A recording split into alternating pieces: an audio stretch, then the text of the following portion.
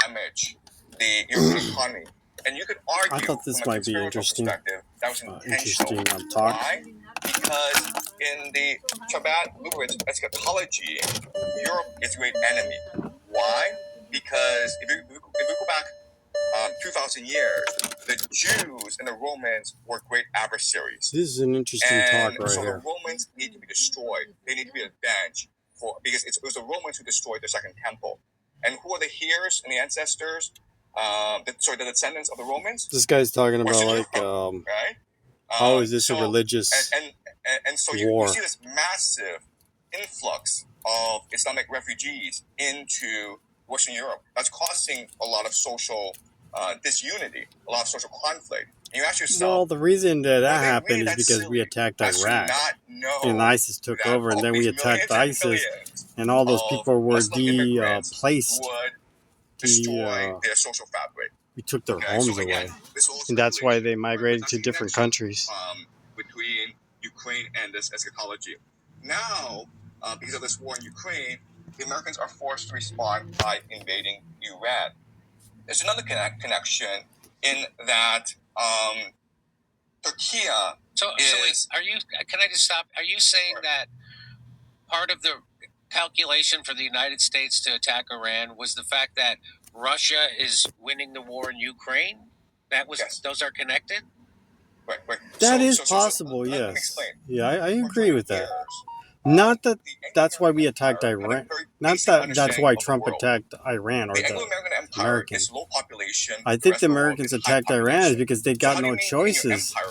The petrodollar is going down and BRICS network is going up. For trade purposes.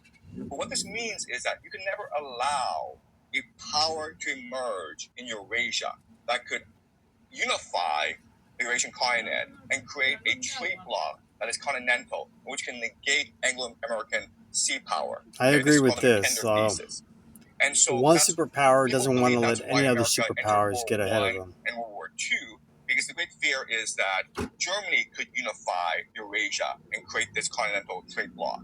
And so Anglo-American empire is heavily invested in creating as much disunity, chaos, and conflict as much as possible. That's what they do internally in America. Asia. They try to de-unify people. If Russia is able, they don't want different races to get together, so they create these false flags, so everybody keeps fighting each other. Then what Russia can do is then have a trade bloc agreement with Iran and China. And that would create this Eurasian heartland. That would negate, yeah, well, that's what the Belt Initiative, the whole big freeway that China has intentions of creating. That America has, which is blown in the face of America, leading to widespread depression and unrest. So the argument is that America invaded Iran in order to make sure that this massive trade bloc between Russia, Iran, and China could not emerge. Yes, and that I know. Yes, that is true. That's why they had to go in and start this war. That is true. They do not want the big Belt Initiative to happen. They also don't want that to happen in Latin America. They don't want the Belt Initiative that goes from Brazil all the way to Mexico. So how does Venezuela fit into this? Yeah, great question. Okay, they don't want that. So Trump is not actually interested in this eschatology. He himself has a different understanding of the world, which is America first. But America first doesn't mean you end empire. America first just means you change the nature and structure of the empire. So America first means we don't want to involve ourselves in the Middle East anymore. Let's just stick to the Western Hemisphere, the Monroe Doctrine or the Monroe Doctrine, and have control over the resources of the Western Hemisphere. Then we no longer have to deal with the rest of the world. We no longer have to fight these sandbox wars. So and that's why Trump is threatening Greenland, Canada, Mexico, Colombia, Cuba. I mean, it's all part of his larger vision. And that's not a vision he came up with. That's a vision that the CIA and the military-industrial complex have in mind. Convince him to go into Venezuela, and it would be a quick and easy win, and it was.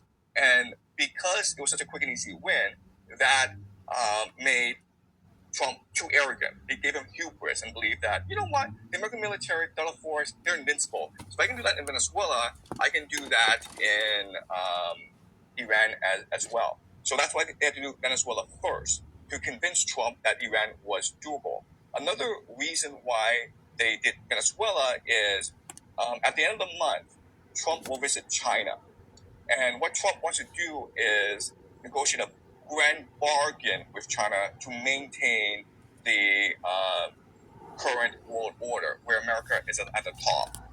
And so what Trump needs to do is basically economically strangle China in order to force China to come to the table, concede to American demands. Basically, what America wants is for China to save the U.S. dollar as the world's reserve currency, and you do that if China uses its excess household savings to continue to buy U.S. dollars, which is a Ponzi scheme. So what is the leverage that Donald Trump has over China to get them to go? So is he going to now substitute Venezuelan oil for Iranian oil? What is his leverage? I don't.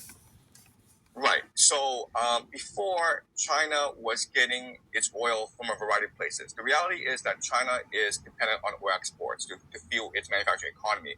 It imports about 75% of oil. And it was only getting about 1% of its oil from Venezuela. It's getting it's getting about 40% of its oil from the Strait of Hormuz. Okay, so not just Iran, but the entire GCC area, Qatar as well. Now you've cut off a major supply network for the Chinese. Now the thing is, the Chinese are pragmatic. So what Trump will say to the Chinese is, I'm sorry about this war in the Middle East. I'm sorry you lost your oil, but America can sell you oil. The Western Hemisphere, Canada, America, Mexico can sell you oil. How about that? And in this instance, it's almost a fait accompli where China is forced to say yes because again, this is sounding China like America's trying to. China isn't.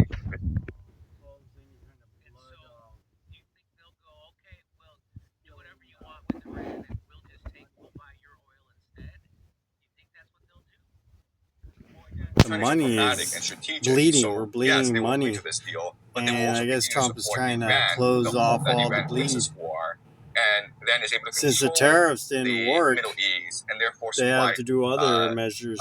China with oil. Okay, so another way saying this is that China could, in theory, get most of its oil supply from Russia, which is an ally. The problem with that is that you set yourself up for long-term risk. Okay? Russia could choose to up the price of its oil. Something could happen to Don't Russia, keep your eggs in one basket is what he's trying to say. You got to have diversification so of where you're getting your oil from. They want to have multiple trade partners. And they are not ideological. They're perfectly happy to trade with the Iranians, with the Americans, with the Chinese, whoever gives them the best price. And so for their national strategic interest, it's very important to have multiple trade partners and multiple sources of resources. So do you think this was part of the calculation for Donald Trump to attack Iran? Was that to get the upper hand on China in a way, and that we could then start controlling their oil supply? I think Donald Trump doesn't think geopolitically. I don't think he thinks strategically. He thinks in terms of television. There are advisors who believe this, but Donald Trump is just interested in good TV. And Venezuela made great TV that distracted people from the Epstein files. So his advisors were like, Iran will make even better TV when we go decapitate the Ayatollah, and when the Iranians cheer on the streets for regime change, when they shout your name in the streets of Tehran. That's what he was probably told, and he believed it. And so he's getting a big surprise. It's the old story of we're going to be greeted as liberators, and then now a week into it, he realizes that's not going to happen, and so he's been saying that he wants that the war is basically over. And do you think that that's him trying to? Do you think he's realized that there is no winning this war, and that if he continues it, it will crash our economy? And so he's looking for an off ramp right now. Or is he not doing that, and is he going to put in ground troops? So I think Trump has dissociative personality disorder in that he's living in his own. I think it is a very terrible idea what's going on, but because you know, like he was saying, and it's something I thought of. Like America was losing power. They were losing the power of the dollar. They were losing trade. The petrodollar, the BRICS network was getting a little bit hyped. There's a lot of drugs being smuggled in. There's a lot of immigration. There's a lot of drugs. There's a lot of different countries making deals while America was being left out. So I can understand why this was had to be done. But the problem is there is going to be a point where the other countries, China and Russia, were going to notice. They're going to say, no, I don't think so.